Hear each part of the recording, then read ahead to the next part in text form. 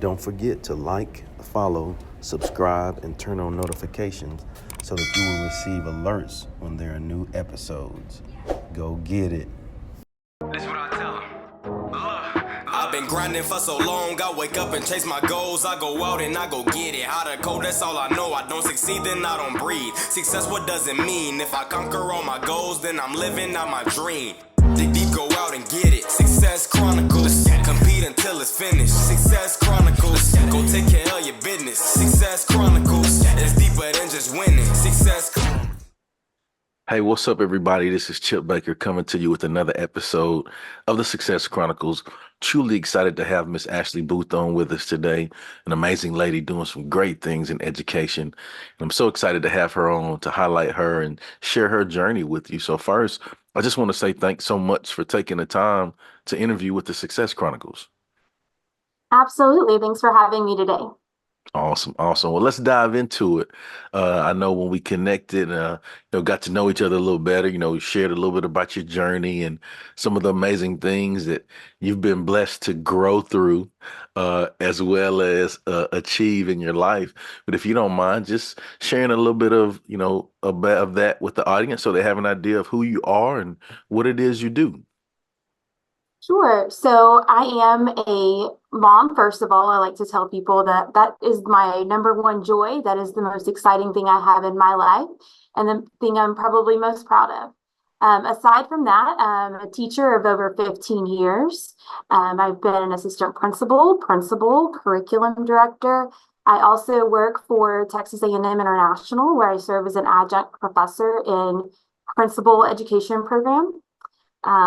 In all my free time, I like to run. I like to cook. I also have my own consulting company where I work with new teachers, specifically helping them to navigate the alternative teacher certification program. I also occasionally do some guest speaking, talking to kids and teachers about options and choices beyond high school, and sharing my personal story of growing up, overcoming homelessness, going on to later be the first in my family to graduate from high school, also going on to college, getting my doctorate degree. I don't know, Chip, those are so many things. I don't know where to kind of stop and add anything else in. You hit all the good stuff for sure. We'll go more in depth about the story a little bit later, but I think it's cool for people to, just kind of hear the overview of, about your journey and some of the really neat things that you're doing in all your free time, right? You say, yeah.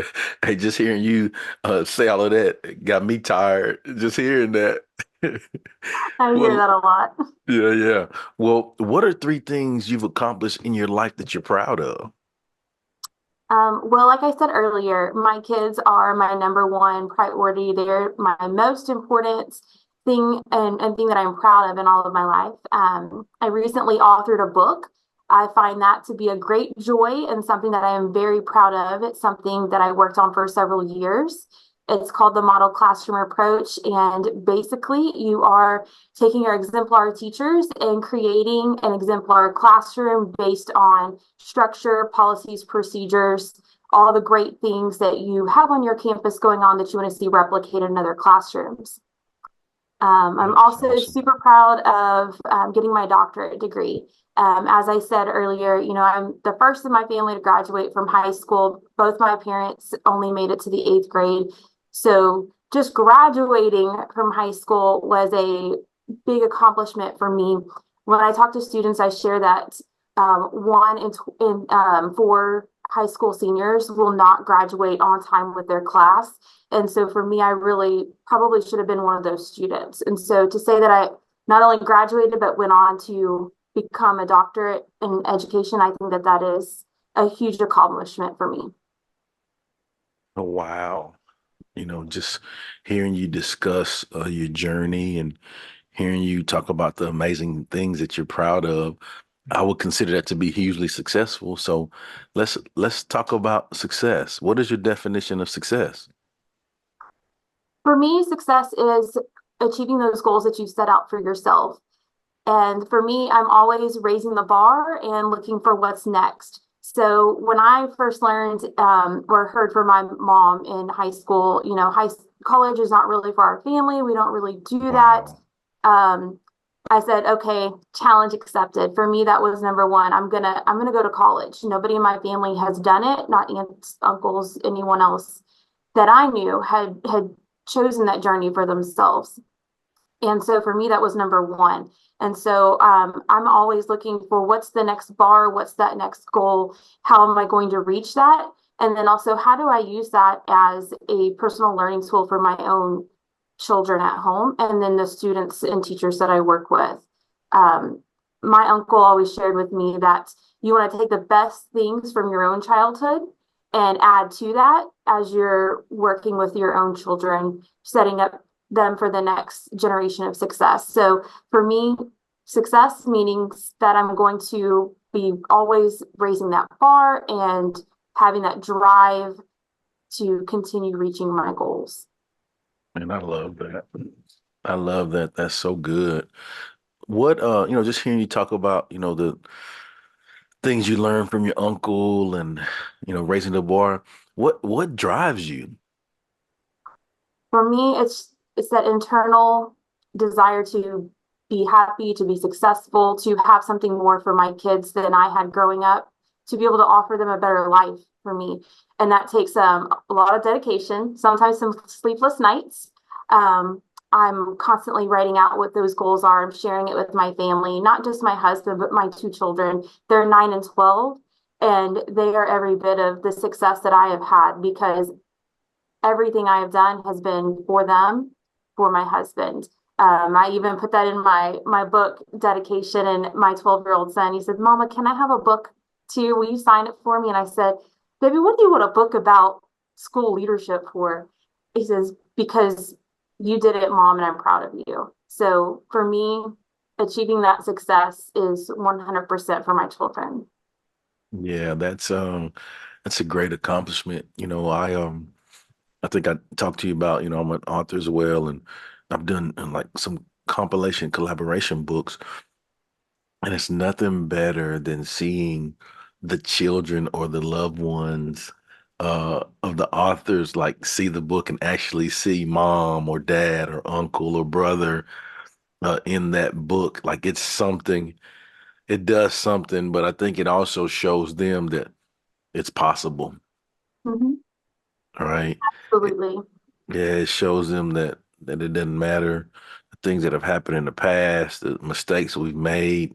None of that stuff matters. What matters is, are you willing to put the work in and do you believe that you can? And that, it shows others that it's possible, but the bigger picture is it shows you that it's possible as well. And for me, that lights me on fire. And just like you said, it gives me that internal drive to keep pushing and keep going as well. I think you're so right. We have to show that as an example. Yeah. That's something that I speak about when I go to talk to high school seniors or other groups of students. Is that you have options and choices beyond these four walls in front of you, Yep. and I'm a prime example of that. As I said before, my parents went to the eighth grade only. They didn't know what it meant to be in high school, to go to college, to get a good paying job.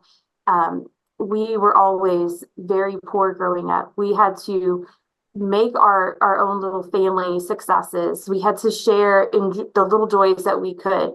Some of my favorite family group time together was Friday nights buying a Tostino's pizza. They used to be 25 cents. We would save our quarters. We would go down to Blockbuster and get a movie, and Let's that was a go. great time. And so I share those same family movie night experiences with my children. They look a little different.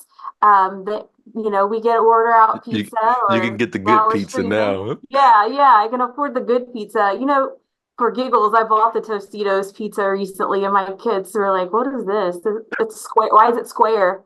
I said, "Well, that's good pizza there." Yeah, when it's square, that's the good pizza right there, buddy. For sure. That's funny. You mentioned the book. your books. You mentioned your son wanting a signed copy of the book, which is awesome. How has that process been for you becoming an author?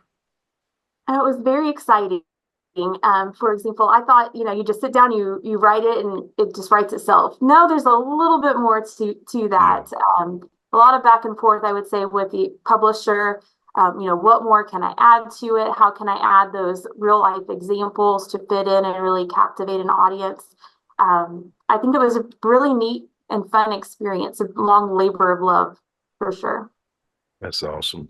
Well, what I want to do now is just kind of, if you don't mind, a little off script here, is just throw some words or phrases at you, and you just talk about what comes to mind or to heart when you hear these words or phrases. You okay with that? Yes. All right. So the first phrase I want to throw at you is living and learning.